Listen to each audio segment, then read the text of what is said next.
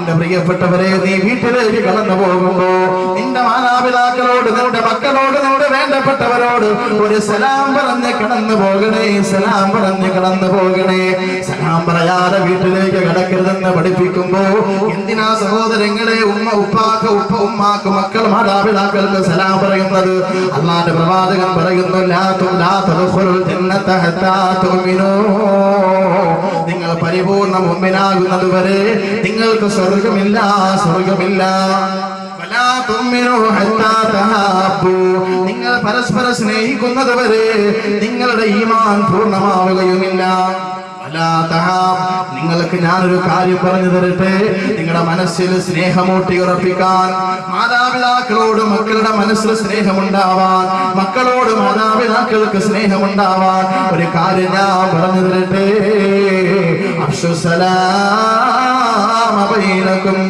നിങ്ങൾ പരസ്പരം സലാം വർദ്ധിപ്പിച്ചോ, സലാം പെരുപ്പിച്ചോ.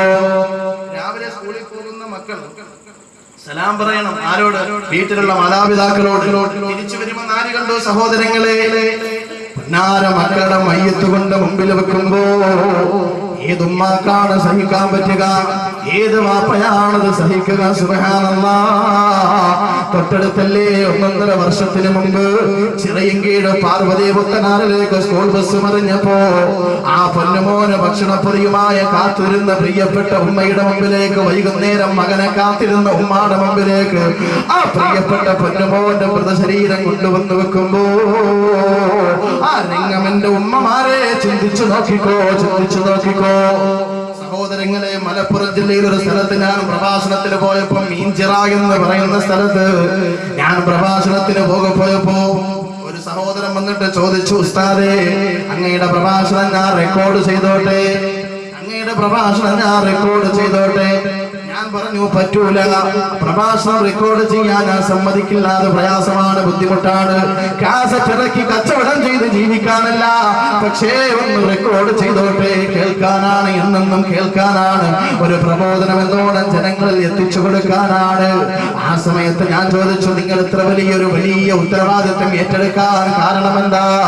എന്റെ കയ്യിൽ പിടിച്ച് പൊട്ടിക്കരഞ്ഞു പോയ ബാവ എന്ന് പേരുള്ള ആ പിതാവിനെ ഞാൻ ഓർത്തുപോകുന്നു. സുബ്ഹാനല്ലാഹ്.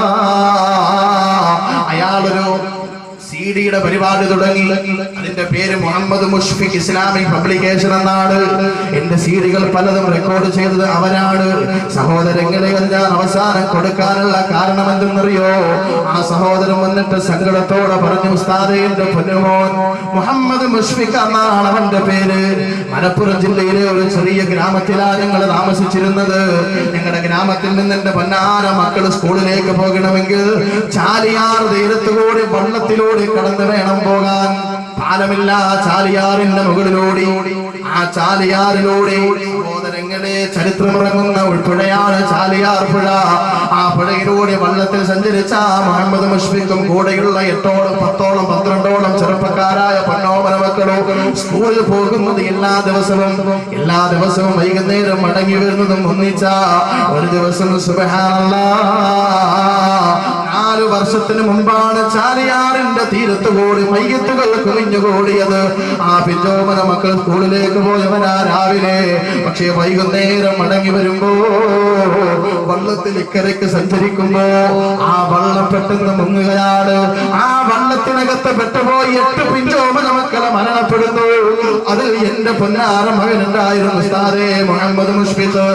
മരിക്കുന്നതിന് 2 ദിവസം മുമ്പ് ക്ലാസ് റൂമിൽ അവൻ ഇരുന്നെഴുതിക്കൊണ്ടിരുന്ന ഡെസ്കിന്റെ പുറത്ത് അവൻ മുഷ്ഫിഖ് എന്ന് കുത്തിവെക്കുകയാണ്. മുഹമ്മദ് മുഷ്ഫിഖ് എന്ന് കുത്തിവെച്ചപ്പോ അടുത്തിരുന്ന സഹപാഠികളായ വിദ്യാർത്ഥികൾ ചോദിച്ചു, മുഷ്ഫിഖേ, നീ എന്തിനാ ഡെസ്കിൽ നിന്റെ പേര് കുത്തിവെക്കുന്നത്?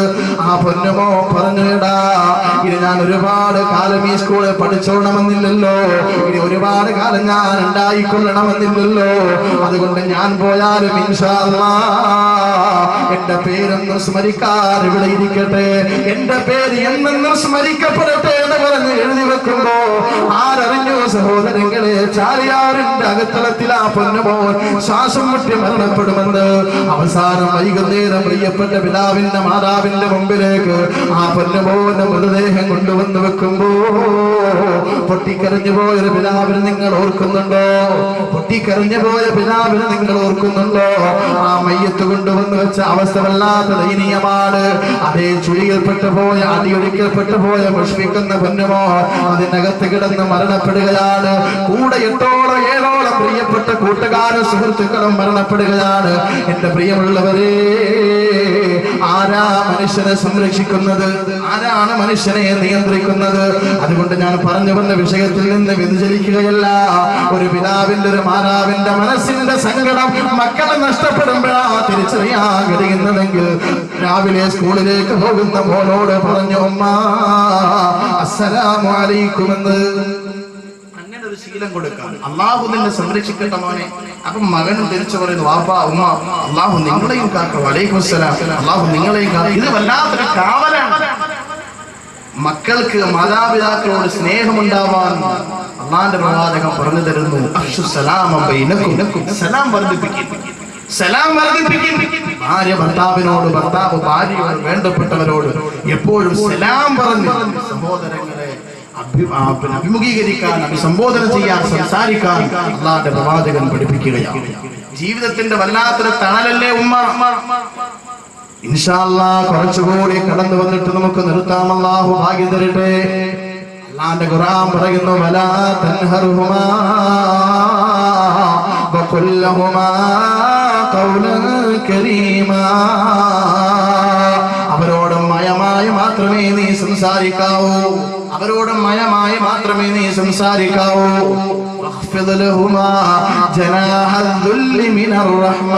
കാരുണ്യത്തിന്റെ ചിറകുകൾ നീ താഴ്ത്തി കൊടുക്കണേ നിന്റെ മാതാപിതാക്കളുടെ മുമ്പിൽ. പൊന്നുമോനെ, നീ വലിയ ഡിഗ്രി എടുത്തവനാണ്, നീ ഗൾഫിൽ പോയി സമ്പാദിച്ചവനാണ്, നീ ഖാസിമിയോ ബാഖിമിയോ ഡിഗ്രി എടുത്തവനാണ്, അല്ലെങ്കിൽ MBBS LLB എടുത്തവനാ, എഞ്ചിനീയറാണ്. പൊന്നുമോനെ, എന്റെ പ്രിയപ്പെട്ട ഉമ്മ ഒന്നും എഴുതാൻ പോലും അറിയാത്തവളാ, ഒരക്ഷരം നോക്കി വായിക്കാൻ പോലും അറിയാത്തവളാ. എന്നാലും നിന്റെ വിദ്യാഭ്യാസം നിന്റെ ഉമ്മയെക്കാൾ ഉയർത്തുന്നില്ലടാ.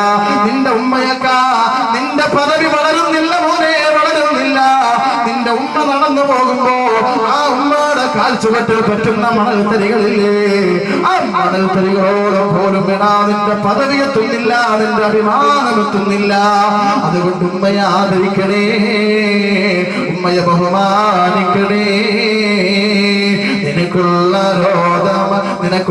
രോദന മാലവർ വിങ്ങുന്നതാ, കരയാത്ത കണ്ണും കരകവിഞ്ഞൊഴുകുന്നതാ. നിനക്കുള്ള രോദന മാലവർ വിങ്ങുന്നതാ, കരയാത്ത കണ്ണും കരകവിഞ്ഞൊഴുകുന്നതാ. സഹോദരങ്ങളെ, തന്റെ കുഞ്ഞൊന്ന് കരഞ്ഞാൽ, തന്റെ തൊട്ടിൽ കിടക്കുന്ന കുഞ്ഞൊന്ന് കരഞ്ഞാ, ഏത് പാതിരാത്രി ആയാലും എഴുന്നേറ്റിരുന്ന് താരാട്ടി ഉറക്കിയ കുഞ്ഞിന്റെ ഉറക്കം മാറ്റാതെ ഉറങ്ങാതെ കുഞ്ഞിന്റെ അടുത്ത് കാത്തിരിക്കുന്ന ഉമ്മയുണ്ടല്ലോ. വിശന്നിട്ട് സഹിക്കുന്ന കുഞ്ഞിന്റെ മുഖത്ത് നോക്കിയിട്ട് കരയുന്ന കണ്ണുമായി കാത്തിരിക്കുന്ന ഉമ്മയുണ്ടല്ലോ. പ്രിയപ്പെട്ടവരെ, എത്രയോ ദിവസങ്ങളാ അവർ പട്ടിണി കിടന്നിട്ട് നിനക്ക് ഭക്ഷണം തന്നത്. എത്രയോ പെരുന്നാളുകൾക്ക് അവർ പുതിയ വസ്ത്രം ധരിക്കാതെ പഴയ വസ്ത്രം ധരിച്ച് നിനക്ക് പുതുവസ്ത്രം ധരിപ്പിച്ചവരല്ലേ. ആ ഉമ്മാനെ ഒരിക്കലും മറക്കല്ലേ, ആ ഉപ്പാനെ ഒരിക്കലും മറക്കല്ലേ. ആ മറവി നിന്റെ ജീവിതത്തിന്റെ മറവിയാണ് മോനെ.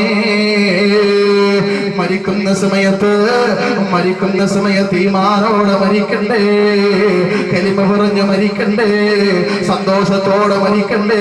നമ്മളെ വളർത്തിയെടുക്കുന്ന പൊന്നാമന മക്കൾ നമ്മുടെ മുമ്പിലിരുന്ന് സൂറത്തും സൂറത്തും യാസീനും ഓതുന്നത് ഒന്ന് സമാധാനത്തോടെ കണ്ണടക്കണ്ടേ.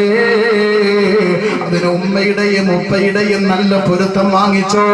അല്ലാഹു തൗഫീഖ് തരട്ടെ. ഒരു ഉമ്മ മകന് വേണ്ടി അനുകൂലമായിട്ട് ദുആ ചെയ്താലും പ്രതികൂലമായിട്ട് ദുആ ചെയ്താലും അത് സ്വീകരിക്കപ്പെടും. ഒരൊറ്റ സംഭവം സഹോദരങ്ങളെ, ലോകം അടക്കി ഭരിച്ച ഒരു പ്രവാചകനാണ് ബഹുമാനപ്പെട്ട സയ്യിദുന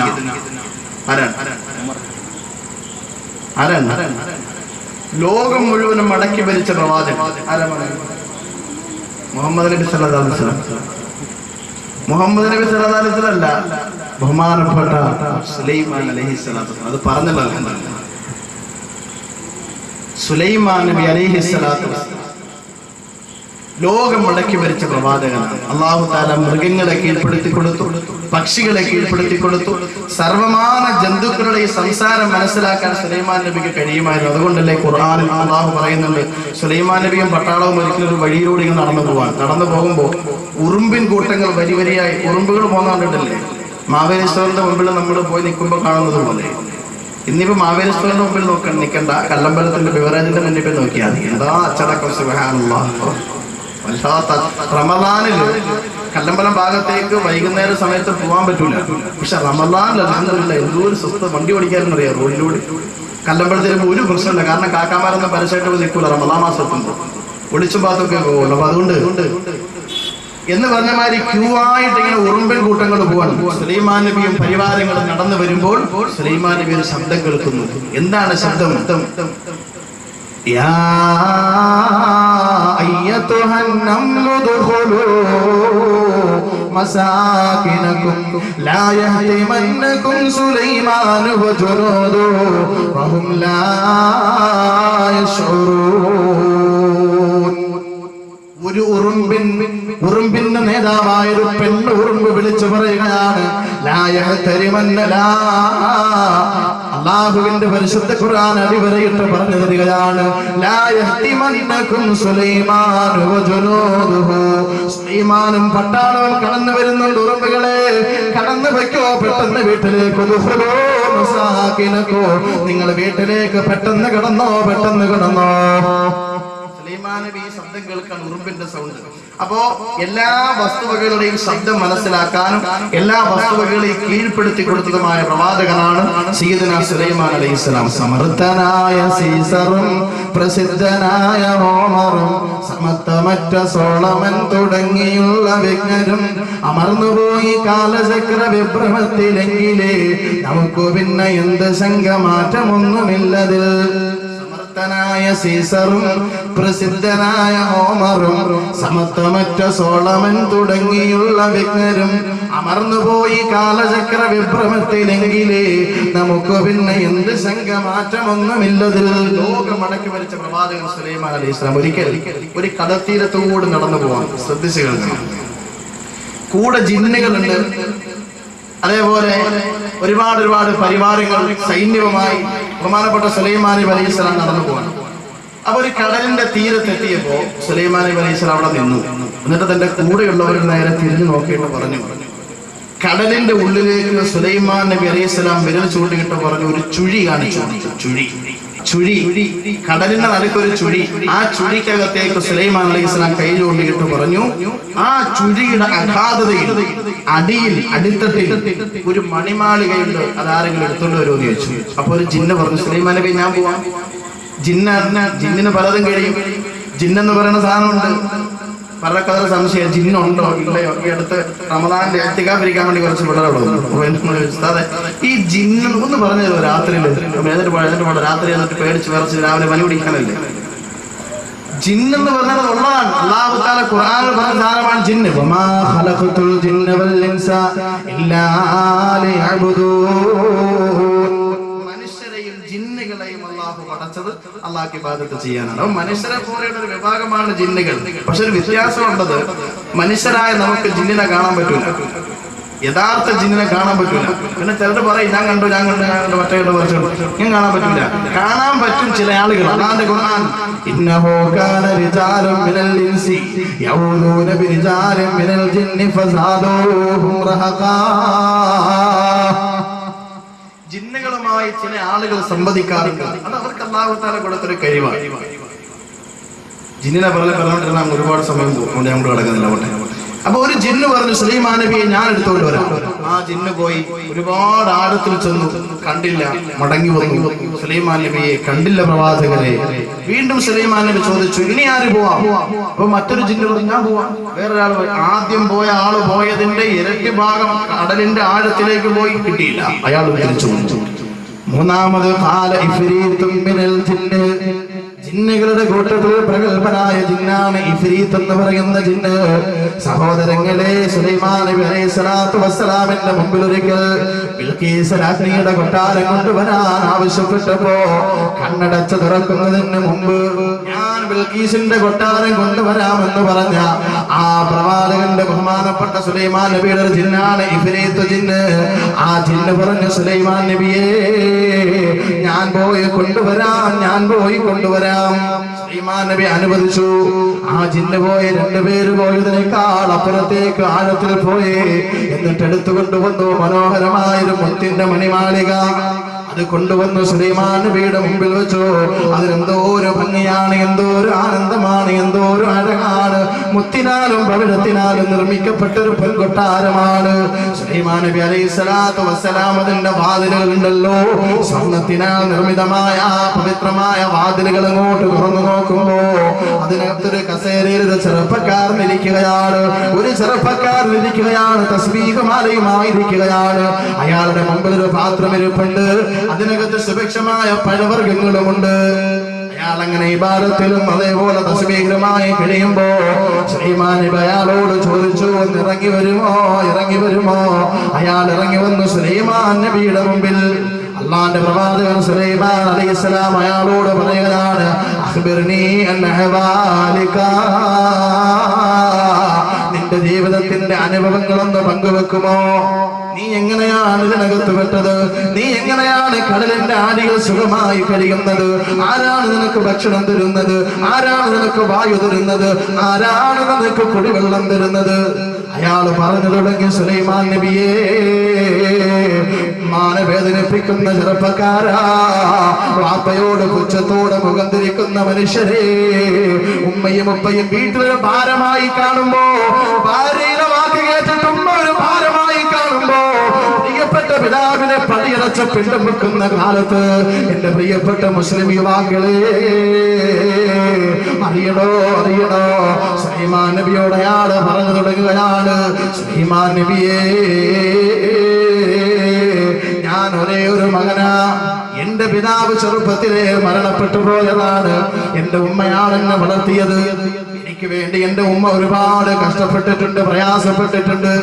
ഞാൻ അവർക്ക് വേണ്ടി എന്റെ ജീവിതം മാറ്റിവെച്ചു. സുലൈമാൻ നബിയേ, അവസാനം എന്റെ ഉമ്മ രോഗത്തിലായി, കിടപ്പിലായി. അന്ന് എനിക്ക് 14 വയസ്സാണ്. സുലൈമാൻ നബിയേ, ആ ഉമ്മയെ പരിലാളിക്കാൻ, ആ ഉമ്മയെ സംരക്ഷിക്കാൻ, ആ ഉമ്മയ്ക്ക് വേണ്ട സേവനങ്ങൾ ചെയ്തു കൊടുക്കാൻ ഞാനല്ലാതെ മറ്റാരുമില്ല. ഞാൻ രാവിലെ ജോലിക്ക് പോകൂ, വൈകുന്നേരം തിരിച്ചു വരും. ഉമ്മയ്ക്ക് ഭക്ഷണവുമായി അവരുടെ മലമൂത്രം എടുത്തു മാറ്റുന്നത് ഞാനാണ്, അവരുടെ വസ്ത്രം അലക്കി കൊടുക്കുന്നത് ഞാനാ, അവരുടെ എല്ലാ സേവനങ്ങളും ചെയ്തു കൊടുക്കുന്നത് ഞാനാണ്. ഒരിക്കൽ എന്റെ ഉമ്മ എന്നോട് ചോദിച്ചു, സുലൈമാൻ നബിയേ, മോനെ ഒരു പെണ്ണ് കെട്ടടാ, മോനെ ഒരു കല്യാണം കഴിക്കടാ. ഞാൻ പറഞ്ഞു, ഉമ്മ, പെണ്ണ് വരുമ്പോ ഒരു പക്ഷേ നിങ്ങൾ എനിക്ക് ഭാരമായേക്കാ, അതുകൊണ്ടില്ല ഉമ്മ, നിങ്ങൾ മരിക്കുന്നത് വരെ എനിക്ക് വേണ്ടി കഷ്ടപ്പെട്ടതുപോലെ, എനിക്ക് വേണ്ടി ജീവിതത്തിൽ ഒരുപാട് പ്രയാസം സഹിച്ചതുപോലെ എന്റെ ഉമ്മ നിങ്ങളെ മാറ്റി വെച്ചിട്ട് എനിക്കെന്ത് ജീവിതമാ, നിങ്ങളില്ലാതെ നിങ്ങളെ കഷ്ടപ്പെടുമ്പോൾ എനിക്കെന്ത് ആനന്ദമാ. അതുകൊണ്ട് ഉമ്മ, എനിക്കെങ്ങനെ ഒരു ജീവിതം വേണ്ടാന്ന് പറഞ്ഞ് ഞാൻ മാറ്റിവെച്ചു. അവസാനം എന്റെ പ്രിയപ്പെട്ട ഉമ്മ വല്ലാതെ കിടപ്പിലായ തളർന്ന് കിടപ്പ, മലമൂത്ര വിസർജന കെട്ടിലെ കിടന്നാ നിർവഹിക്കുന്നത്. ഒരുപാട് നാളുകൾ ഞാനത് ചെയ്തുകൊണ്ടേയിരുന്നു. ഒരു ദിവസം അവരുടെ അവസ്ഥ വല്ലാത്ത പരിതാപകരമായി. രാവിലെ അവരുടെ വഷളായ സഭാ ജീവിതം കണ്ടിട്ട്, അവരുടെ മുഖഭാവം കണ്ട് ഞാൻ ജോലിക്ക് പോയില്ല. സഹോദരങ്ങളെ, കേട്ടോ, ആ മനുഷ്യൻ സുലൈമാൻ നബിയോട് കണ്ണ് നിറഞ്ഞ് പറയുകയാണ്, സുലൈമാൻ നബിയേ, അന്നത്തെ ദിവസം എന്റെ ഉമ്മാനെ നോക്കിയിട്ട് എനിക്ക് പോകാൻ മനസ്സ് വന്നില്ല.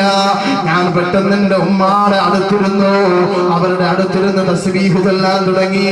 നല്ല നല്ല ആയത്തുകളും സംഭവങ്ങളും പറഞ്ഞു കൊടുക്കാൻ തുടങ്ങി. അല്ലാഹുവിനെ സ്മരിക്കാൻ തുടങ്ങി. അങ്ങനെ കുറെ സമയങ്ങൾ കഴിഞ്ഞു. എന്റെ ഉമ്മ എന്നോട് പറഞ്ഞു, മോനെ, എന്റെ തലയൊന്ന് നിന്റെ മടിയിലേക്ക് എടുത്തു വെക്കടാ.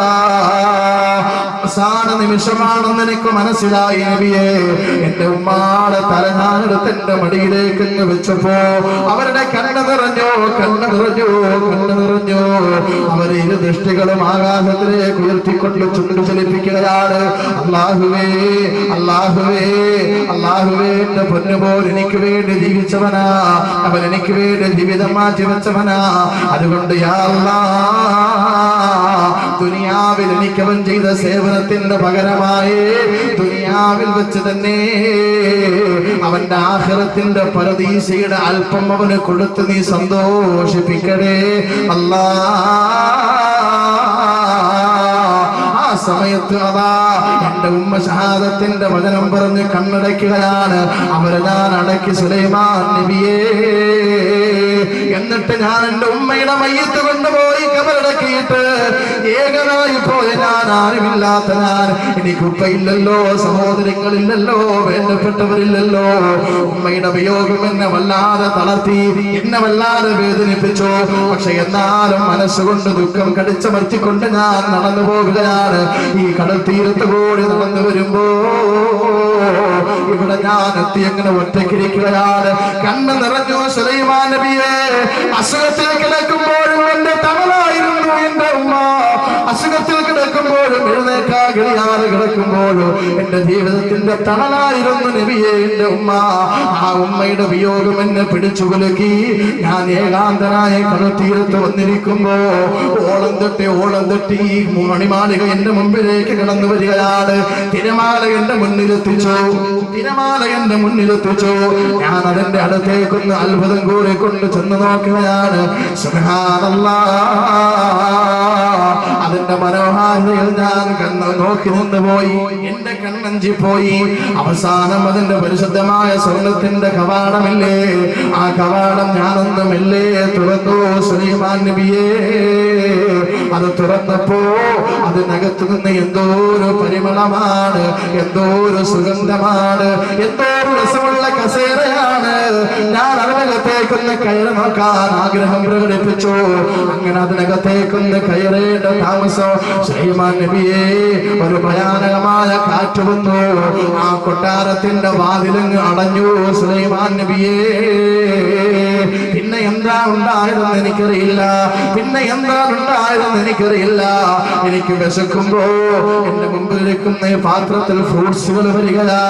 എനിക്ക് ദാഹിക്കുമ്പോ ഒരു ചെറിയ കോപ്പ കാണിച്ചു കൊടുത്തിട്ട് ആ മനുഷ്യൻ പറയുന്നു, സുലൈമാൻ നബിയെ, എനിക്ക് ഇതിനകത്ത് നല്ല മധുരമുള്ള പാനീയം കിട്ടുന്നുണ്ട്, ഇതും കഴിച്ച് ഞാൻ എങ്ങനെ ഇരിക്കുകയാണ്.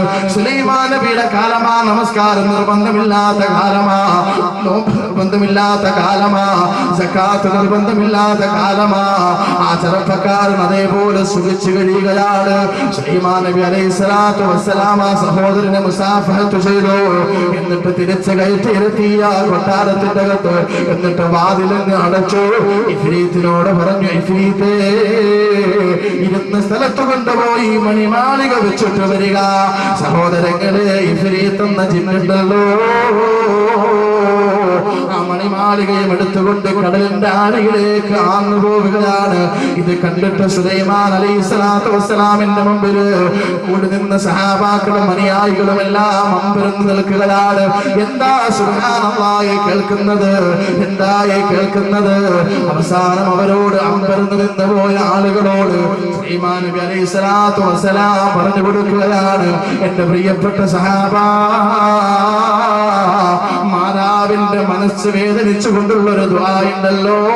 അല്ലാഹുവേ, എനിക്ക് വേണ്ടി ഖിദ്മത്ത് ചെയ്ത എന്റെ മോനെ ദുനിയാവിൽ അവന്റെ നല്ല നല്ല അനുഭവങ്ങൾ കാട്ടിക്കൊടുക്കണേ അല്ലാഹ് എന്നെ ഉമ്മാടെ ദുആ എന്റെ ജീവിതത്തിന്റെ വഴിവിളക്കായി എന്നാ പ്രിയപ്പെട്ട സഹോദരൻ പറഞ്ഞപ്പോ, എന്റെ പ്രിയമുള്ള സഹോദരങ്ങളെ, ഈ ഉമ്മയല്ലേ നീ ആട്ടിവിടുന്നത്?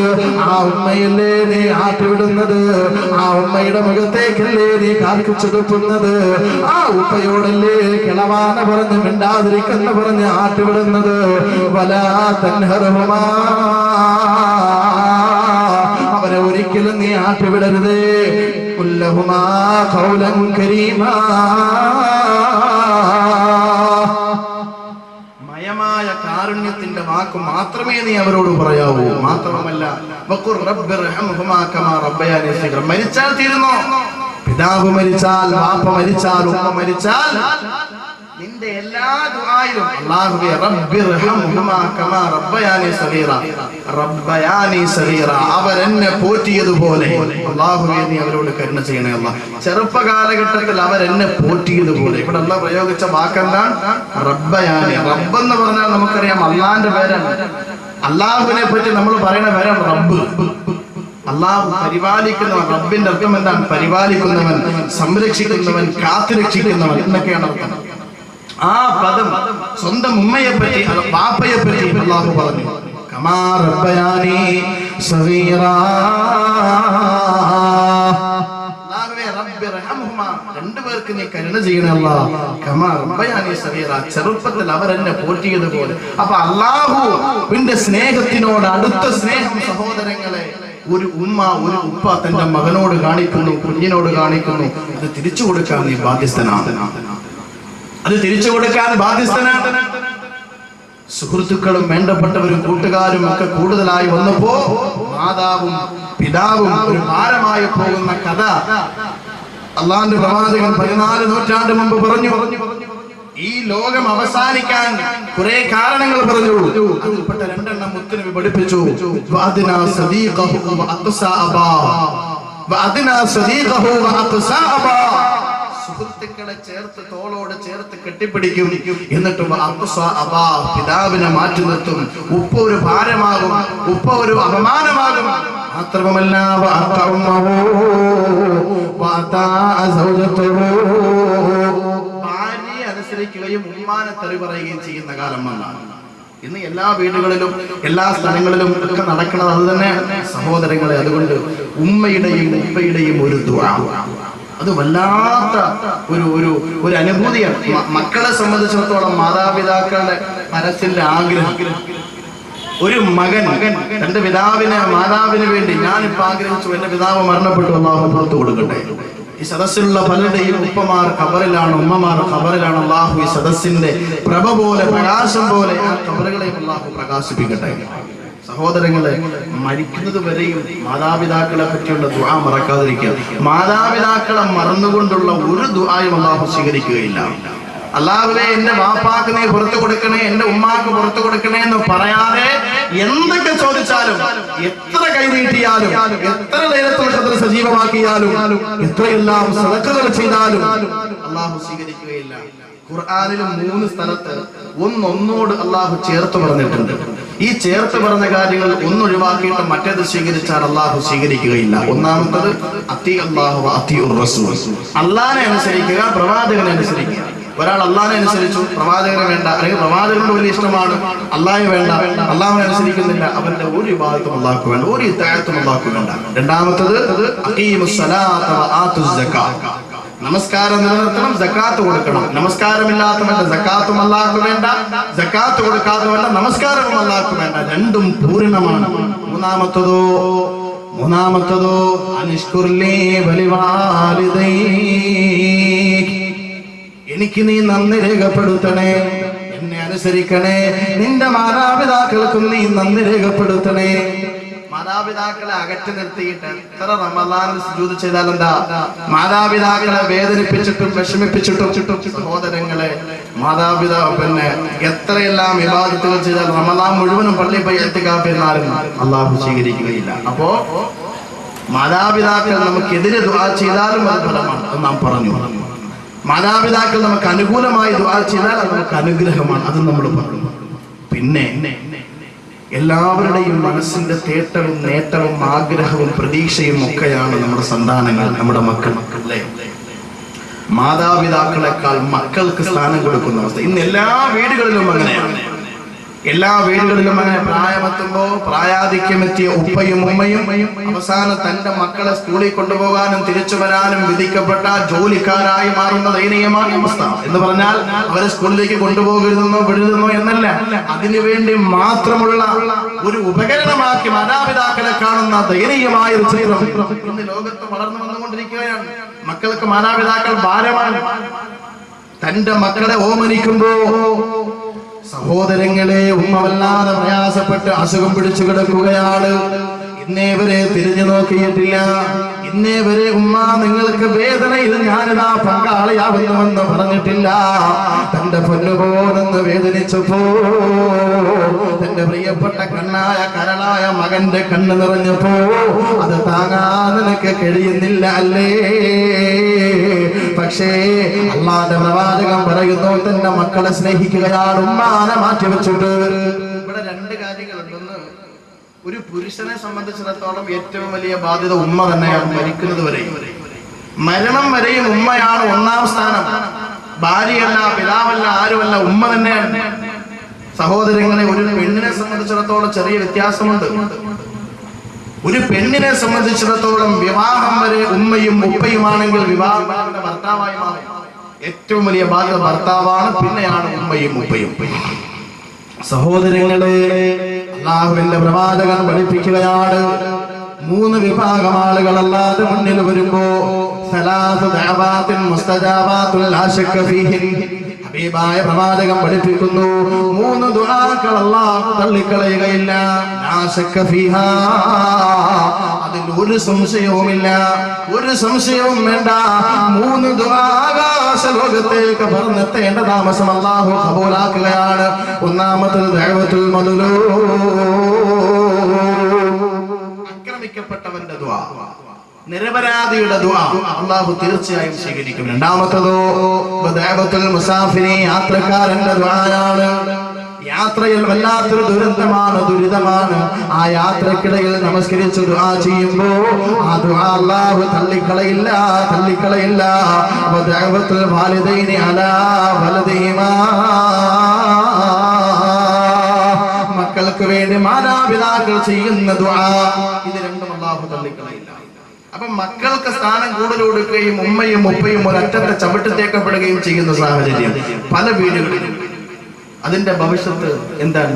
അല്ലാഹുവിന്റെ പ്രവാചകൻ പഠിപ്പിച്ചല്ലോ, പെട്ടെന്ന് മശക്കത്ത് വരുമെന്നാണ്. വല്ലാത്ത പ്രയാസങ്ങൾ, ദുരിതങ്ങൾ, അസുഖങ്ങൾ, സങ്കടങ്ങൾ, ദുരന്തങ്ങൾ ആ വീട്ടിൽ പതിയിരിക്കുമെന്ന് ഹബീബായ പ്രവാചകൻ നബി മുഹമ്മദ് മുസ്തഫ.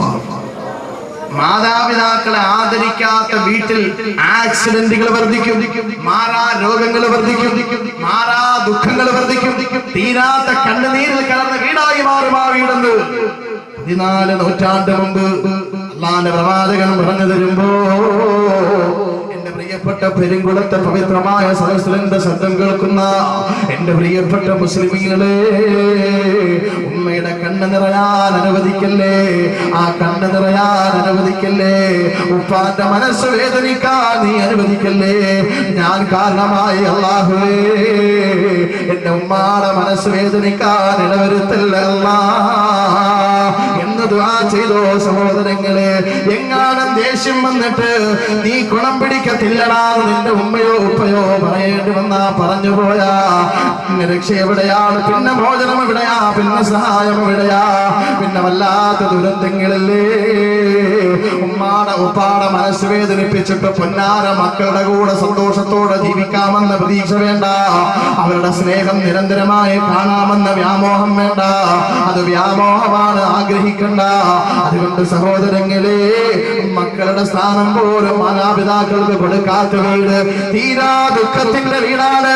അത് ദുരന്തത്തിന്റെ വീടാണ്. ദുരന്തം പതിയിരിക്കുന്ന വീടാണെന്ന് 14 നൂറ്റാണ്ടുകൾക്ക് മുമ്പ് ലോകത്ത് പഠിപ്പിച്ചു മുഹമ്മദ് മുസ്തഫ, മുഹമ്മദ് മുസ്തഫ, മുഹമ്മദ് മുസ്തഫ സല്ലല്ലാഹു അലൈഹി വസല്ലം. 3 ആളുകൾ യാത്ര പോവാണ്. നാം തുറമുതി ഉദ്ധരിക്കുന്ന ഹദീസാണ്. 3 ആളുകൾ യാത്ര പോവാണ് പ്രവാചകന്റെ കാലഘട്ടം. സഹോദരങ്ങൾ, നല്ല ആളുകൾ അന്നുണ്ട്, ഇന്നുണ്ട്. നല്ല ആളുകൾ അന്നുണ്ട്, ഇന്നുണ്ട്. എനിക്കറിയാം എത്രയോ പേർ ഉപ്പയെയും ഉമ്മയെയും താങ്ങിക്കൊണ്ട് നടക്കുന്ന എത്രയോ പേർ. ഒരു വർഷം ഞാൻ ഹജ്ജിന് സഹോദരങ്ങളെ തവാഫ് ചെയ്യുമ്പോ ഒരു സൂചി കുത്താൻ സ്ഥലമില്ലാതെ മതാഫ് നിറഞ്ഞ് കവിഞ്ഞൊഴുകുമ്പോ വല്ലാത്ത ചൂട്. സഹോദരങ്ങളെ, ഹജ്ജ് വല്ലാത്ത ദുരന്തമല്ലേ, വല്ലാത്തൊരു ദുരിതമല്ലേ. ആ ഹജ്ജിന്റെ അറഫ കഴിഞ്ഞ്, മുസ്ദലിഫ കഴിഞ്ഞ്, മിനാ കഴിഞ്ഞ്, മിനായിലെ ആദ്യ ദിവസത്തെ കല്ലേറും കഴിഞ്ഞ് ഒരു വാഹനം കിട്ടാതെ നടന്ന് ക്ഷീണിച്ച് അവശനായി തീതുപ്പുന്ന ചൂടേറ്റ് വല്ലാതെ തളർന്ന് തവാഫ് ചെയ്യണമല്ലോ. അതിനുവേണ്ടി കഅബാലയത്തിൽ വന്നു മതാഫിലേക്ക് ഇറങ്ങി. എന്തോ ഒരു തിരക്കാ. ആ ചൂട് തിങ്ങി നിറഞ്ഞു നിൽക്കുന്ന സമയത്ത് മതാഫ് കവിഞ്ഞൊഴുകുകയാണ്. ഒരു പുഴയൊഴുകുന്നത് പോലെ ഒഴുകിക്കൊണ്ടിരിക്കുകയാണ്. അതിന്റെ അകത്തുകൂടി വല്ലാതെ വേദനിച്ച് വ്യസനിച്ച് ചെവിട്ടടി വെച്ച് തവാഫ് ചെയ്യുമ്പോ സുബ്ഹാനല്ലാഹ്, 60 70 വയസ്സ് പ്രായമായ ഒരു ഉമ്മയെയും തോളിലിരുത്തിക്കൊണ്ട് ഒരു ചെറുപ്പക്കാരൻ തവാഫ് ചെയ്യുകയാണ്. ആ കണ്ണ് നിറഞ്ഞയാള് പലപ്പോഴും ദുആ ചെയ്യുന്നു, അല്ലാഹുവേ എന്റെ ഉമ്മാക്ക് നീ ആഫിയത്ത് കൊടുക്കണേ അല്ലാ, എന്റെ ഉമ്മാക്ക് ആഫിയത്ത് കൊടുക്കണേ അല്ലാ. ഇയാൾ എന്താണ് ഈ പറയുന്നത്, എന്താണ് ചെയ്യുന്നത് കേൾക്കാൻ ഞാൻ അയാളെ പിന്നാലെ നടന്നു. അയാള് മലയാളിയാണ്. അയാളെ പിന്നീട് പരിചയപ്പെട്ടപ്പോ സഹോദരങ്ങളെ, പത്തനംതിട്ട ജില്ലക്കാരനാ. സ്വന്തം ഉമ്മാനെയും തോളിലേറ്റി ഒരടി വെക്കാൻ പോലും നടക്കാതെ കുഴഞ്ഞു പോകുന്ന സമയത്ത് ഉമ്മാനെയും വാരിയെടുത്തുകൊണ്ട് തവാഫ് ചെയ്യുമ്പോ ഞാൻ ആ സഹോദരനെ കണ്ട് കണ്ണ് നിറഞ്ഞു പോയി. തവാഫ് പൂർത്തിയായേ. ഓരോ സ്ഥലത്ത് ചെല്ലുമ്പോഴും ദുആയ്ക്ക് ഉത്തരം കിട്ടുന്ന ഓരോ സ്ഥലത്ത് ചെല്ലുമ്പോഴും ആ ചെറുപ്പക്കാരൻ ദുആ ചെയ്യുന്നത്, അല്ലാഹുവേ എന്റെ ഉമ്മായെ കിടത്തിക്കളയല്ലേ അല്ലാ, എന്റെ ഉമ്മാനെ തളർത്തിയിടല്ലേ അല്ലാ. ആ സഹോദരൻ എല്ലാ സ്ഥലത്തും ഇതാ പ്രാർത്ഥിക്കുന്നത്. ഹജറുൽ അസ്വദിന്റെയും മഖാം ഇബ്രാഹിമിന്റെയും ഇടയിലെത്തുമ്പോ ഒരു ദുആ ചെയ്യണമെന്ന് പഠിപ്പിച്ചല്ലോ മുത്തുനബി. റബ്ബനാ ആതിനാ ഫിദ്ദുനിയാ ഹസന വഫിൽ ആഖിറതി ഹസനത വഖിനാ അദാബന്നാർ. ഈ ദുആ ചെയ്യണമെന്നാ പ്രവാചകൻ പഠിപ്പിച്ചത്. പക്ഷേ ആ സ്ഥലത്ത് നിൽക്കുമ്പോൾ പോലും ആ ചെറുപ്പക്കാരൻ പറയുന്നത്, അല്ലാഹുവേ എന്റെ ഉമ്മ, അല്ലാഹുവേ എന്റെ ഉമ്മ, അല്ലാഹുവേ എന്റെ ഉമ്മ. അതല്ലേ സ്നേഹം സഹോദരങ്ങളെ. ഞാൻ അയാളെ പിന്തുടരുകയാണ് വിടാതെ. അവസാനം തവാഫ് ചെയ്ത് കൊണ്ടുപോയി മഖാം ഇബ്രാഹിമിന്റെ പിന്നിൽ ആ സഹോദരൻ വന്നു. അല്ലാഹുവേ ഒരു പൂവിനെ പോലെ ഉമ്മ ഇറക്കി വെക്കുകയാണ്. ആ ഇറക്കി വെച്ച ഉമ്മാടെ മുമ്പിൽ തന്റെ കയ്യിലിരുന്ന പാസ്പോർട്ട് അടങ്ങിയ ബാഗ് വെച്ചിട്ട് ആ സഹോദരൻ ഓടിപ്പോവുകയാണ്. ഞാൻ അയാളെ തന്നെ വീക്ഷിക്കുകയാണ്. അയാൾ ഓടുന്നത് എങ്ങോട്ടാ? സംസം വെള്ളം എടുക്കാൻ, ഉമ്മാക്ക് കൊടുക്കാൻ. പക്ഷേ ഓടുമ്പോ ഇടയ്ക്കിടയ്ക്ക് തിരിഞ്ഞു നോക്കുകയാണ്. അല്ലാഹുവേ എന്റെ ഉമ്മ, അല്ലാഹുവേ എന്റെ ഉമ്മ. ഒരു ഗ്ലാസ് വെള്ളം എടുത്തുകൊണ്ട് ഉമ്മാന്റെ മുമ്പിലേക്ക് ഓടി തിരിച്ചു വരുമ്പോ ആ ഉമ്മ തളർന്ന് കിടന്നുപോയി. വല്ലാത്ത ചൂടാണ്. മത്താഫ് പൊള്ളിക്കിടക്കുകയാണ്. ആ തളർന്ന് കിടക്കുന്ന ഉമ്മാടെ മുമ്പിലേക്ക് ഒരു ഗ്ലാസ് വെള്ളവുമായി വന്ന് വെള്ളം കൊടുക്കുമ്പോ ആ ഉമ്മ കണ്ണു നിറഞ്ഞുകൊണ്ട് അവർ പ്രാർത്ഥിക്കുന്നു, അല്ലാഹുവേ എന്റെ മോന് നീ സ്വർഗം കൊടുക്കണേ അല്ലാ, ആ പൊന്നുമോന് കിട്ടുന്ന ഭാഗ്യം അല്ലാഹുവേ നീ എനിക്ക് തരണേ എന്ന് ഞാൻ ആത്മാർത്ഥമായി ദുആ ചെയ്തു പോയ രംഗമാണ്. വാപ്പ വല്ലാതെ കിടക്കുമ്പോ, ഉമ്മ വല്ലാതെ കിടക്കുമ്പോ ഒന്ന് താങ്ങിയെടുക്കാൻ എന്താ നിനക്ക് ഇത്ര മടി തോന്നുന്നത്? അവരുടെ കാഷ്ടവും മൂത്രവും വരാ, നിന്റെ കൈ വിറയ്ക്കുന്നുവല്ലേ, അറയ്ക്കുന്നുവല്ലേ? അവരുടെ മടിത്തൊട്ടിലും വസ്ത്രത്തിലും നീ കാഷ്ടിച്ചു കൊടുത്തപ്പോ ഒരറപ്പമില്ലാതെ വാരിയെടുത്തവരല്ലേ അവരെ ഒരിക്കലും നീ തല്ലല്ലേ ചെറുപ്പക്കാരാ. ഇത്രയും നാള് ചെയ്തതുപോലെ ഇൻഷാ അല്ലാഹ് ഇന്ന് വാല് കഴിഞ്ഞ് വീട്ടിലേക്ക് ഉമ്മാനെ മനസ്സ് വേദനിപ്പിച്ച, വാപ്പാനെ തെരുവിളിച്ച, വാപ്പാനെ ദുഃഖത്തിലാഴ്ത്തിയ ആ ഉപ്പയോട് ഉമ്മയോട് കൈപിടിച്ചിട്ട് പറഞ്ഞു, ഉമ്മ അറിവില്ലാതെ ചെയ്തു പോയി മോന് നീ മാപ്പ് നൽകണേ അല്ലാ, മാപ്പ് നൽകണേ ഉമ്മ എന്ന് കണ്ണുനീരോട് ദുആ ചെയ്തോ. അല്ലെങ്കിൽ കലിമ പറഞ്ഞു മരിക്കാൻ അല്ലാഹു ഭാഗ്യം തരൂല. അറിയില്ല, അൽക്കമയുടെ ചരിത്രം ഒരുപാട് സംഭവം ചരിത്രം പറഞ്ഞാൽ അങ്ങനെ നീണ്ടുപോകും. അൽക്കമ സഹാബിയാണ്. അൽക്കമ റളിയല്ലാഹു തആല സഹാബിയ മരിക്കാൻ കിടക്കുന്നു, ചുണ്ടനക്കുന്നു, പക്ഷെ കലിമ ചൊല്ലുന്നില്ല. സഹാബാക്കളിൽ ഒരാൾ കലിമ ചൊല്ലാതെ മരിച്ചു പോകുന്നതെന്ന് ഓർക്കാൻ കഴിയോ സഹാബത്തിന്? അവർ വല്ലാതെ പ്രയാസപ്പെട്ടു. നേരെ ചെന്ന് മുത്തുനബിയുടെ മുമ്പിലേക്ക്, യാ റസൂലല്ലാഹ്, അൽഖമ കലിമ ചൊല്ലുന്നില്ല നബിയെ, മരിക്കാൻ കിടക്കാൻ, അന്ത്യശ്വാസം വലിക്കാൻ, അവസാനത്തെ വലി വലിക്കാൻ, പക്ഷെ കലിമ പറയുന്നില്ല. ഞങ്ങൾ പറഞ്ഞു നോക്കി, ലാ ഇലാഹ ഇല്ലല്ലാഹ്, ലാ ഇലാഹ ഇല്ലല്ലാഹ്, പക്ഷെ അൽഖമ പറയുന്നില്ല. അവസാനം സഹോദരങ്ങളെ, അള്ളാഹുവിന്റെ പ്രവാചകന് കാര്യം മനസ്സിലായി. മുത്തുനബി ചോദിച്ചു, അൽഖമയുടെ മാതാപിതാക്കളിൽ ആരെങ്കിലും ജീവിച്ചിരിപ്പുണ്ടോ? അവര് പറഞ്ഞു, ഉണ്ട്, ഉമ്മ ജീവിച്ചിരിപ്പുണ്ട്. അവരെ കൊണ്ടുവരിക. ആ ഉമ്മയെ കൊണ്ടുവന്നു പ്രവാചകന്റെ മുമ്പിൽ. മുത്തുനബി ചോദിച്ചു, ഉമ്മ, അൽഖമയുടെ ഉമ്മയാണോ നിങ്ങൾ? അതെ. നിങ്ങളും അൽഖമയുമായി വല്ല മാനസിക പൊരുത്തമില്ലായ്മയുമുണ്ടോ? അള്ളാന്റെ റസൂലേ, അവനെ പറ്റി എന്നോട് മിണ്ടരുത്. അവൻ എന്നെ ഉപദ്രവിച്ചു. അവൻ എനിക്ക് ഒരു തരി വെള്ളം തന്നിട്ടില്ല, ഒരു നേരത്തെ ഭക്ഷണം തന്നിട്ടില്ല. എന്റെ ഈ കയ്യിലിട്ടാ ഞാൻ അവനെ വളർത്തിയത്. അവന് തണ്ടും തടിയും വന്നപ്പോ അവൻ എന്റെ വയറ്റത്തെ ചവിട്ടി. അവൻ എന്നെ ഉപദ്രവിച്ചു. അവന്റെ ക്രൂരതയിൽ അകപ്പെട്ട് ഞാൻ വല്ലാതെ പ്രയാസപ്പെട്ടു നബിയെ. ഇനി എനിക്ക് അവന് വേണ്ട. അതുകൊണ്ട് സ്വസ്ഥമായി ജീവിക്കാൻ അങ്ങനെ അനുവദിക്കണം. അള്ളാന്റെ പ്രവാചകന് കാര്യത്തിന്റെ ഗൗരവം മനസ്സിലായി. ഉമ്മയെ വേദനിപ്പിച്ച ചെറുപ്പക്കാര് മനസ്സിലാക്കിക്കോ. മനസ്സിലെന്നും മായാതെ കൊത്തിവെച്ചോ, സൂക്ഷിച്ചോ. അള്ളാന്റെ പ്രവാചകൻ സഹാബത്തിനോട് പറഞ്ഞു, സഹാബാ, വലിയ വിറക് കൊണ്ടുവരിക. കാട്ടിൽ പോയി സഹാബത്ത് വിറക് കൊണ്ടുവന്നു. അത് കൂട്ടിയിട്ട് കത്തിക്കാൻ പറഞ്ഞു. ആ ഉമ്മ ചോദിച്ചു, യാ റസൂലല്ലാഹ്, എന്തിനാണ് നബിയേ വിറക് കൊണ്ടുവന്ന് കത്തിക്കുന്നത്? അള്ളാന്റെ പ്രവാചകൻ പറഞ്ഞു, ഉമ്മ, നിങ്ങളെ പൊരുത്തം കൊടുക്കാത്തതിന്റെ പേര്, നിങ്ങളുടെ മനസ്സ് നമ്പരപ്പെടുന്നതിന്റെ പേരില് അൽഖമ കലിമ പറയാതെ മരിച്ചു പോകാൻ പോവുകയാണ്. അങ്ങനെ കാഫിറായി കലിമ പറയാതെ മരിക്കുന്ന അൽഖമ എന്റെ സഹാബിയാകുമോ? അതിനേക്കാൾ അൽഖമയെ ജീവനോടെ ചുട്ടുകരിക്കുന്നതാണ്. അതുകൊണ്ട് എന്റെ പ്രിയപ്പെട്ട ഉമ്മ, നിങ്ങൾ മാപ്പ് കൊടുക്കുന്നില്ലെങ്കിൽ, നിങ്ങൾ പൊരുത്തപ്പെട്ട് കൊടുക്കുന്നില്ലെങ്കിൽ അൽഖമയിലാണ് നികത്തൊട്ട് ചുട്ടുകരിക്കുമെന്ന് അല്ലാഹുവിന്റെ പ്രവാചകൻ സഹാബത്തിന്റെ മുന്നിൽ വെച്ച് പറയുമ്പോ ആ ഉമ്മ പറയുന്നു, യാ റസൂലല്ലാഹ്, ഒരിക്കലും അങ്ങനെ ചെയ്യല്ലേ നബിയേ. ഉമ്മയുടെ സ്നേഹം തുളുമ്പുന്ന മനസ്സ് കണ്ടോ? ഏതുമ്മയാ സഹോദരങ്ങളെ, ഏത് മോനയാ ഉപദ്രവിക്കുക, ഏത് മോനയാ ശ്രമിക്കുക, ആരെയാ വല്ലാതെ പ്രാകുക? ഇനി എങ്ങാനും ഒരു ഉമ്മ പറഞ്ഞാലും അത് മനസ്സിൽ നിന്നല്ലല്ലോ, അത് വല്ലാത്ത വേദന നിറയുമ്പോ പറഞ്ഞു പോകുന്നതാണ്. ആ വയറ്റത്തെ ചവിട്ടുകൊണ്ട് വേദനിച്ചത് തടവിക്കൊണ്ടിരിക്കുമ്പോഴും ഉമ്മ പറയുന്ന വാക്കെന്താ?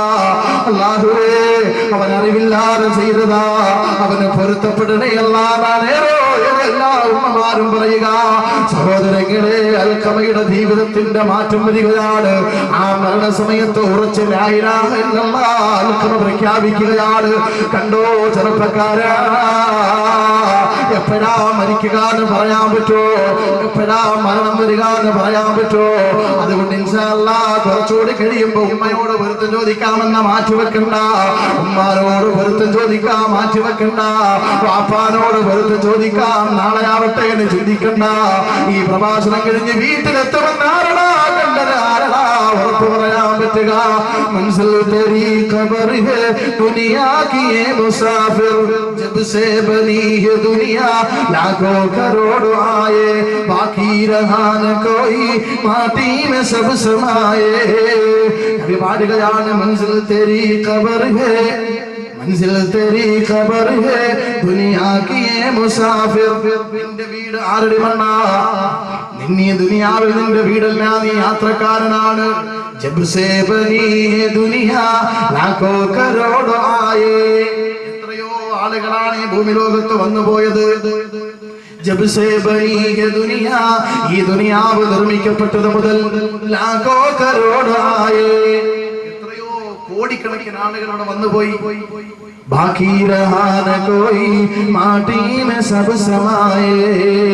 അവരെല്ലാം ഇന്ന് ആറടി മണ്ണിൽ കിടക്കുകയാണ്. അവരുടെ വീടിന്ന് പള്ളിക്കാടാണ്. അതുകൊണ്ട് സഹോദരങ്ങളെ, രക്ഷപ്പെടണ്ടേ? ഒരു സുജൂദ് ദുആ ചെയ്തതെങ്കിലും അത് അള്ളാന്റെ മുന്നിലെത്തണ്ടേ, ഒരു ഖത്തമാണ് ഓതിയതെങ്കിലും അത് അള്ളാന്റെ മുന്നിലെത്തണ്ടേ. 27-ാം രാവ് പള്ളിയിൽ പോയി ഇഅ്തികാഫിരുന്ന് സുബ്ഹി വരെ ദുആ ചെയ്ത ചെറുപ്പക്കാരാ, ജുമാ നമസ്കരിക്കാനും പെരുന്നാൾ നമസ്കരിക്കാനും സന്തോഷത്തോടെ കണ്ണുനീരോടെ സുജൂദ് ചെയ്ത മുസ്ലിം ചെറുപ്പക്കാരാ, അതൊക്കെ അള്ളാന്റെ മുന്നിലെത്തടോ. നിന്റെ ഉമ്മ നിന്നോട് സന്തോഷത്തോടെ പൊരുത്തപ്പെടണേ. എന്റെ പ്രിയപ്പെട്ടവരെ, എന്തെല്ലാം അനുഭവങ്ങളാണ് നമ്മുടെ മുമ്പിലുള്ളത്. അടുത്തൊരു ഉമ്മ കടുവാപ്പള്ളി എന്റെ റൂമിന്റെ അടുത്ത് വന്നിട്ട് അവർ വല്ലാതെ പൊട്ടിക്കരയാണ്. ഞാൻ ചോദിച്ചു എന്താണ്? അപ്പോൾ അവർ പറയുന്നു, ഉസ്താദേ, എനിക്ക് ഒരേ ഒരു മകനാണ്, ഞാൻ അവനെ പ്രതീക്ഷിച്ചാണ് ജീവിച്ചത്, അവന് വേണ്ടിയാണ് ജീവിച്ചത്. പക്ഷെ ഇപ്പോ അവൻ വിവാഹം കഴിച്ചു, അവനൊരു കുഞ്ഞുണ്ടായി, ആ കുഞ്ഞിനെ അവൻ താലോലിക്കും, സ്നേഹിക്കും, വളർത്തും ഒക്കെ ചെയ്യുന്നു. ഇപ്പൊ പെരുന്നാൾ വരെയാണ്, അവനും അവന്റെ ഭാര്യയ്ക്കും അവന്റെ കുഞ്ഞിനും അവൻ പോയി പുതിയതൊക്കെ എടുത്തു. പക്ഷെ എനിക്കൊന്നുമില്ല, എനിക്ക് അവൻ എടുത്ത് തരുന്നില്ല, ഒരു നേരത്തെ ഭക്ഷണം പോലും അവൻ തരുന്നില്ല എന്ന് പറഞ്ഞ് ആ ഉമ്മയുടെ സങ്കടം ഞാൻ ഓർത്തു പോവാണ്. ഒരുപാട് ദൂരത്തു നിന്നുമല്ല, ഈ പരിസരത്തുള്ള ഒരു സഹോദരിയാണ്, ഒരു സ്ത്രീയാണ്.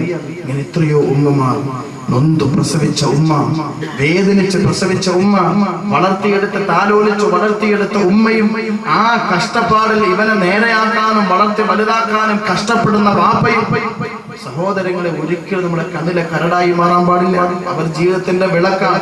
വാപ്പ മരിക്കുമ്പോൾ, ഉമ്മ മരിക്കുമ്പോൾ അൽഹംദുലില്ലാഹ് പോയല്ലോ ആ ശല്യം എന്ന് പറയുന്നൊരവസ്ഥ വരരുത്. അറിഞ്ഞോ അറിയാതെയോ അവരുടെ മുമ്പിൽ ചേർന്ന് പറഞ്ഞു പോയിട്ടുണ്ടെങ്കിൽ ഇന്ന് ഈ രാത്രിയിൽ ചെന്ന് മാപ്പ് ചോദിച്ചോ, ഇല്ലെങ്കിൽ അപകടമാണ്. അള്ളാഹു പറയും, ദുനിയാവിൽ വെച്ച് തന്നെ അതിന്റെ ശിക്ഷ തരുമെന്ന്. ആഖിറത്തിലേക്ക് മാറ്റിവെക്കൂല, ദുനിയാവിൽ വെച്ച് തന്നെ അതിന്റെ ശിക്ഷ. സഹോദരങ്ങളെ, ഇവിടെ മറ്റൊന്നുകൂടി ഞാൻ നിർത്താൻ പോകുമ്പോ ഒന്നുകൂടി ഓർമ്മപ്പെടുത്തട്ടെ. എന്റെ പ്രിയപ്പെട്ട ഭാര്യ ഭർത്താക്കന്മാരോടാണ് ഒന്നുകൂടി എനിക്ക് പറയാനുള്ളത്. ചില കുടുംബങ്ങൾ ഇന്ന് വല്ലാത്ത പ്രയാസത്തിലാണ്. ഞാൻ നേരത്തെ പറഞ്ഞല്ലോ, എന്റെ സഹോദരിമാർ, എന്റെ ഉമ്മമാർ, അവർക്കുമുണ്ട് ഉമ്മമാര്, മാതാപിതാക്കള്. പക്ഷേ പൊന്നുമോനെ, നിന്റെ ജീവിതത്തിലേക്ക് അവിടെ ഭാര്യയായി കടന്നു വന്നപ്പോ ഈ പ്രസംഗം കേട്ടിട്ട് തിരിച്ചു പോയിട്ട് പറയരുത്, എടീ കേട്ടോ ഉസ്താദ് പറഞ്ഞത്, നിന്റെ വാപ്പയെ പോലെ ഞാൻ പറയാതെ കാണാൻ പാടില്ല എന്ന് പറഞ്ഞ മാതാപിതാക്കളിൽ നിന്നും മകളെ അകറ്റുന്ന ചെറുപ്പക്കാരാ, നീ ഒന്നോർത്തോ, നിന്റെ ജീവിതത്തിൽ സുഖിക്കാനും ആനന്ദിക്കാനും നിന്റെ മക്കളെ പ്രസവിക്കാനും നിന്റെ ജീവിതത്തിന്റെ വഴികാട്ടിയും നിന്റെ ജീവിതത്തിന്റെ സമാധാനത്തിന്റെ വെള്ളരിപ്രാവുമായി നിന്റെ ജീവിതത്തിലേക്ക് കടന്നു വന്ന നിന്റെ പ്രിയപ്പെട്ട ഭാര്യയുണ്ടല്ലോ, ആ ഭാര്യയുടെ മാതാപിതാക്കളിൽ നിന്ന് അവളെ അകറ്റാൻ ഒരിക്കലും ശ്രമിക്കില്ല. നിന്നെ പോലെ, നിന്റെ ഉമ്മയെ പോലെ ആ പെണ്ണിന്റെ ഉമ്മയും അവളെ പ്രസവിച്ചാളാണടാ. അവളെ കാണാനും അവളുമായി ഒന്നിച്ച് ജീവിക്കാനും ആനന്ദിക്കാനും സന്തോഷിക്കാനും അവർക്കും ഒരു ആഗ്രഹമില്ലേ? ഉസ്താദ് പറഞ്ഞത് കേട്ടില്ലേ? ഞാൻ നിന്റെ ഭർത്താവാ, ഞാൻ പറഞ്ഞതനുസരിച്ചോണമെന്ന് പറഞ്ഞ് ഭാര്യയെ മാതാപിതാക്കളിൽ നിന്ന് അകറ്റുന്ന മുസ്ലിം യുവാക്കളെ, ഒരിക്കലും അങ്ങനെ ചെയ്യില്ലേ. വല്ലാത്തൊരു അപകടമാ. നിന്റെ ഉമ്മയെ കാണുന്നത് പോലെ, നിന്റെ ഉപ്പയെ കാണുന്നത് പോലെ നിനക്ക് വേറെ ഉപ്പയും ഉമ്മയും ഉണ്ട് മോനെ. അത് നിന്റെ ഭാര്യയുടെ മാതാപിതാക്കളാണ് കേട്ടോ. ഇതേ സ്ഥാനത്ത് നീ അവരെയും കാണണേ. നിന്റെ പിതാവിന്, നിന്റെ മാതാവിന് നീ ഒരു വസ്ത്രം എടുക്കുമ്പോ നിന്റെ ഭാര്യയുടെ മാതാപിതാക്കൾക്ക് ഒരെണ്ണം എടുത്തു കൊടുക്കണേ. അവർക്ക് കൂടി സന്തോഷിക്കാനുള്ള വക കൊടുക്കണേ.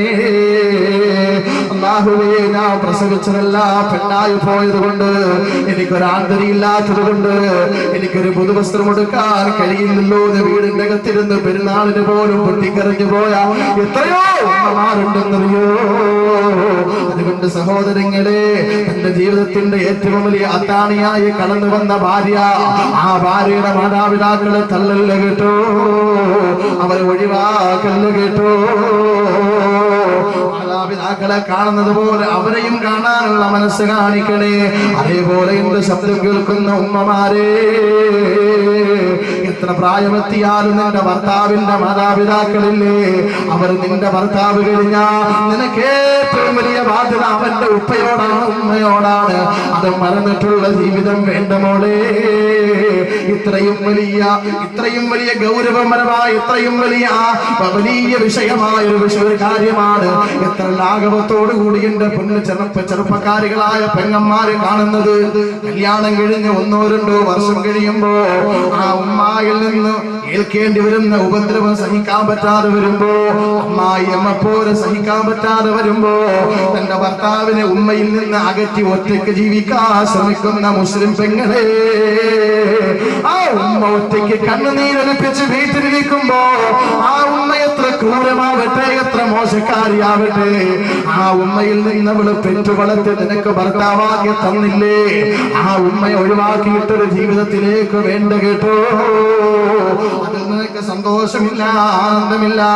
ആ ഉമ്മയുടെ കണ്ണുനീര് നിലയ്ക്കാത്ത കാലം മോളെ നിനക്കും നിന്റെ ഭർത്താവിനും സന്തോഷത്തോടെ ജീവിക്കാൻ പറ്റൂല. അതുകൊണ്ട് എന്റെ പ്രിയപ്പെട്ട സഹോദരങ്ങളെ, മനാ നിർത്തുകയാണ്. മാതാപിതാക്കളുടെ വലിയ വിഷയമാണ്. ലാഘവത്തോടെ കാണല്ലേ, ഗൗരവത്തോടെ കണ്ട് ആ വിഷയം മനസ്സിലാക്കി മുന്നോട്ട് പോകാൻ തയ്യാറാവട്ടെ. ഇത് ദുനിയാവിന്റെ വിഷയമല്ല, ആഖിറത്തിന്റെ വിഷയമാണ്. ആഖിറത്തിന്റെ വിഷയമാണ്, ആഖിറത്തിന്റെ വിഷയമാണ്. അത് ദുനിയാവിൽ വെച്ച് തന്നെ അനുഭവിക്കേണ്ട മധുരത്തിന്റെയും കയ്പിന്റെയും നിമിഷങ്ങളാ. ആഖിറത്തിൽ അതിന്റെ പേരിൽ മധുരമാണെങ്കിൽ ദുനിയാവിലും ആ മധുരം അനുഭവിക്കാം. ആഖിറത്തിൽ അതിന്റെ പേരിൽ കയ്പാണ് അനുഭവിക്കേണ്ടതെങ്കിൽ ദുനിയാവിലും അതിന്റെ കയ്പ് അനുഭവിക്കേണ്ടി വരും. അതുകൊണ്ടാണ് മുത്തനബി സല്ലല്ലാഹു അലൈഹി വസല്ലം തങ്ങൾ അതിന് വേണ്ടുന്ന എല്ലാ കാര്യങ്ങളും മുൻകൂട്ടി പറഞ്ഞു തന്നത്. തെറിപ്പിച്ച ശിക്ഷയും തൽക്ഷണം കൊടുക്കുന്നതാ, മൗത്തിന്റെ മുമ്പ് അവൻ അനുഭവിച്ചറിയുന്നതാ. മരണത്തിന് മുമ്പ് തന്നെ ആ ശിക്ഷ അനുഭവിച്ചറിയേണ്ടി വരുമെന്ന് അഷ്റഫുൽ ഖൽഖ് മുഹമ്മദ് മുസ്തഫ സല്ലല്ലാഹു അലൈഹി വസല്ലം. അതുകൊണ്ട് എന്റെ പ്രിയപ്പെട്ട സഹോദരിമാർ, എത്ര പ്രായാധിക്യം നമ്മൾ എത്തിയാലും വൃദ്ധരായ ഉപ്പയും ഉമ്മയും ഇന്നും നമ്മുടെ തണല് തന്നെ ആവണം. ഞാനിപ്പോ വലിയ ആളായി, കടവപ്പള്ളിയിലെ ഇമാമായി, ഖാസിമിയായി, അറിയപ്പെട്ട ആളായി, ഒക്കെ ശരിയാണ്. പക്ഷേ എഴുതാനും വായിക്കാനും അറിയാത്ത എന്റെ ഉമ്മയോളം ഞാൻ എത്തുമോ? അവരുടെ മുകളിൽ ഞാൻ എത്തുമോ? അവരെ സഹായിക്കാനും അവരെ ഉപദ്രവിക്കാനും അവരെന്തേലും തെറ്റ് ചെയ്യുമ്പോൾ അത് ശകാര ഭാഷയിൽ കുറ്റപ്പെടുത്താനും നമുക്ക് കഴിയോ? പിന്നെ സംസാര ഭാഷയിൽ, പെരുമാറ്റത്തിൽ ചിലപ്പോൾ യാദൃശ്ചികമായി ചിലതൊക്കെ ഒരു വീടാവുമ്പോൾ ചിലപ്പോൾ സംഭവിച്ചേക്കാം. പക്ഷേ അത് മാപ്പ് ചോദിക്കാനും അതിന് പകരം ചെയ്യാനും അതിന് പരിഹാരം കാണാനും നമുക്ക് കഴിയണം. നമ്മുടെ മക്കളെ ഞാൻ എങ്ങനെയാ കാണുന്നത് സഹോദരങ്ങളെ? എന്റെ ഉമ്മയെ, എന്റെ വാപ്പ മരിച്ചു, പക്ഷെ എന്റെ ഉമ്മയെ ഞാൻ കാണുന്നത് എന്റെ മക്കളെക്കാൾ ഗൗരവത്തോടെയാണ്. എന്റെ മക്കൾക്ക് ഞാനൊരു ഡ്രസ് എടുത്താൽ എന്റെ മാതാവിന്റെ ഒന്നുകിൽ അനുമതി വാങ്ങിച്ചിരിക്കും, അല്ലെങ്കിൽ എന്റെ ഉമ്മയോട് ഞാൻ ഒരെണ്ണം എടുത്തു കൊടുത്തിട്ട് ഞാൻ വാങ്ങാറുണ്ട്. ഇന്നും സഹോദരന്മാര് ഓരോരുത്തരും മനസ്സിലാക്കേണ്ടത്. ഉദാഹരണം പറഞ്ഞു, ഏത് വിഷയമെടുത്താലും പെരുന്നാളിന് എനിക്കും എന്റെ ഭാര്യയ്ക്കും എന്റെ മക്കൾക്കും ഡ്രസ് എടുത്തത് എന്റെ ഉമ്മാക്ക് ഞാൻ എടുത്തതിന് ശേഷമാണ്. ആളിവിടെ ഇല്ല, ഇടുക്കിയില്ല, എങ്കിൽ പോലും സഹോദരന്മാരെ ഓരോരുത്തരും ആ ഒരു നിലവാരത്തിൽ, ആ ഒരു ഗണത്തിൽ, ആ ഒരു ശൈലിയിൽ മാതാപിതാക്കളെ കണ്ടാൽ അതിന്റെ രുചി അനുഭവിക്കേണ്ടത് ആഖിറത്തിലും അതിന് അപ്പുറം ദുനിയാവിലും മരിക്കുന്നതിന് മുമ്പ് ഏറ്റവും വലിയ മാധുര്യമാണ് മരിക്കുമ്പോൾ കലിമ പറഞ്ഞ് സന്തോഷത്തോടെ മരിക്കാനുള്ള അവസരം. അർഹമുർ റഹീമായ അല്ലാഹു സുബ്ഹാനഹു വ തആല ആ ഭാഗ്യം നമുക്ക് എല്ലാവർക്കും നൽകി അനുഗ്രഹിക്കുമാറാവും. നമ്മുടെ മാതാപിതാക്കൾ മരിച്ചുപോയവരുണ്ട്, അല്ലാഹു അവർക്കെല്ലാം മഗ്ഫിറത്തും റഹ്മത്തും നൽകി അനുഗ്രഹിക്കുമാറാവട്ടെ. ജീവിച്ചിരിക്കുന്നവരുണ്ട്, അല്ലാഹു ആഫിയത്തോടെ ദീർഘായുസ് നൽകി അനുഗ്രഹിക്കട്ടെ. കിടത്തിക്കളയാൻ അല്ലാഹു കാത്തുരക്ഷിക്കട്ടെ. സഹോദരങ്ങളെ, ഉമ്മ മകന്റെ മുമ്പിൽ കിടന്ന് വേദനിച്ച് നിലവിളിക്കുമ്പോൾ അത് വല്ലാത്ത രംഗമാണ്. അല്ലാഹു നമ്മുടെ മാതാപിതാക്കളെയോ മക്കളെയോ ഭാര്യയോ ഭർത്താവിനെയോ വേണ്ടപ്പെട്ടവരെയോ മുമ്പിലിട്ട് കഷ്ടപ്പെടുത്താതെ മരിക്കുന്നതുവരെയും ആരോഗ്യം നിലനിർത്തി തന്ന് അനുഗ്രഹിക്കുമാറാവട്ടെ. പ്രിയപ്പെട്ട സഹോദരന്മാരെ, പവിത്രമായ സദസ്സ് ഞാൻ പിരിയാൻ പോവാണ്.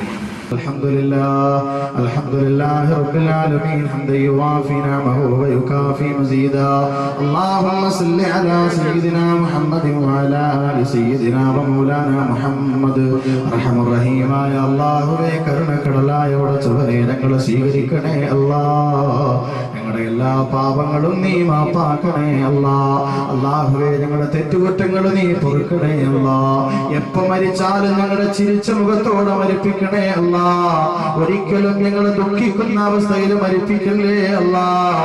അപകട മരണങ്ങളിലോ ഞങ്ങളെ പെടുത്തല്ലേ അല്ലാഹ്. അല്ലാഹുവേ, 8 സഹോദരന്മാർ പറഞ്ഞ സദഖ നീ സ്വീകരിക്കണേ അല്ലാഹ്. അർഹമായ പ്രതിഫലം നീ കൊടുക്കണേ അല്ലാ. ആ 7 പേർക്കും ഈ സദസ്സ് സാക്ഷിയാണല്ലാ, സാക്ഷിയാണല്ലാ. നാളെ അവർ സ്വർഗത്തിന്റെ അവകാശികളാക്കണേ അല്ലാ. നാട്ടിലെ സാധുക്കൾക്ക് വേണ്ടി, പാവങ്ങൾക്ക് വേണ്ടി, കഷ്ടപ്പെടുന്നവർക്ക് വേണ്ടി അവർ സമ്പത്തിന്റെ ഒരു അംശം ചെലവഴിക്കാൻ സന്മനസ് കാട്ടിയതാണ്.